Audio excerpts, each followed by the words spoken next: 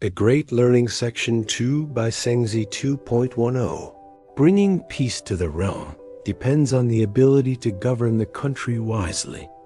If the ruler respects the elderly, the people will be encouraged to show filial piety. If the ruler honors elders, the people will respect theirs. If the ruler cares for orphans and the vulnerable, the people will not harm them.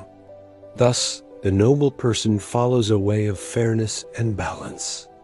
What one dislikes in superiors, one should not impose on inferiors. What one dislikes in inferiors, one should not pass on to superiors. What one dislikes in those ahead, one should not pass to those behind, and vice versa. What one dislikes on the right should not be passed to the left, and vice versa. This is the way of fairness. The Book of Odes praises the ruler as joyful and benevolent, like a parent to the people. What pleases the people, he embraces. What displeases them, he rejects. Thus, he is truly the people's parent. It also says, "The southern peaks rise high and rugged. Mighty is Teacher Yin. All look up to him." A ruler must be cautious and prudent. If he errs, he brings shame to the whole nation. 2.11 The Book of Odes reminds us, before the Yin dynasty lost its wise rulers, they could communicate directly with the supreme deity. They maintained strict rights and firm commands. To govern is to win the people's support. To lose the people is to lose the country. Therefore, the ruler must first cultivate his own virtue. With virtue comes the people. With the people comes the land. With the land comes wealth. With wealth comes power. Virtue is the root. Wealth is the branch. When the root is neglected, but the branch cherished, the people will suffer and fight for survival. Gathering wealth scatters the people. Sharing wealth unites them. Wrong words spoken bring wrong consequences. Ill-gotten wealth will disappear just as wrongly. As the announcement of Kong says, destiny is not fixed. When our ways are good, we gain. When they are bad, we lose. The Chu record says, "The state of Chu treasures good men above all." A prince without treasures finds being kind to his parents is his greatest treasure.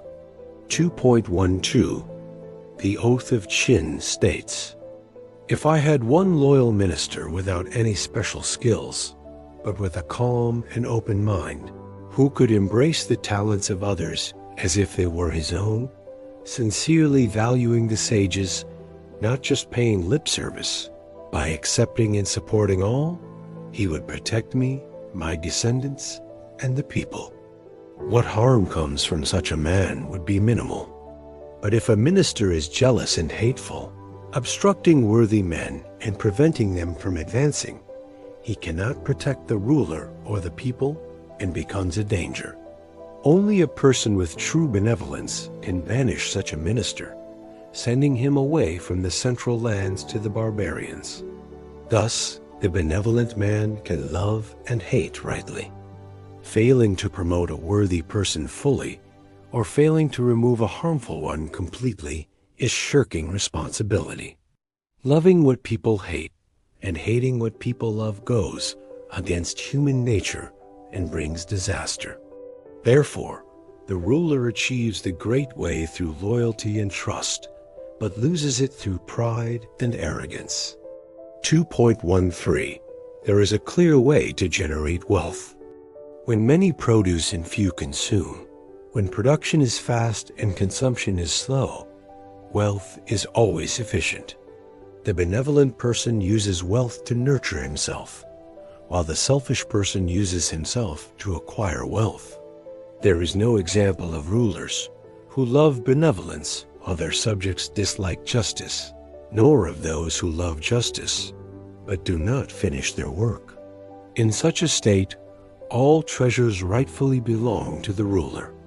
2.14 Meng Xianzi said, A man who cares for expensive horses and chariots, but neglects simple livestock like chickens and pigs, is unwise.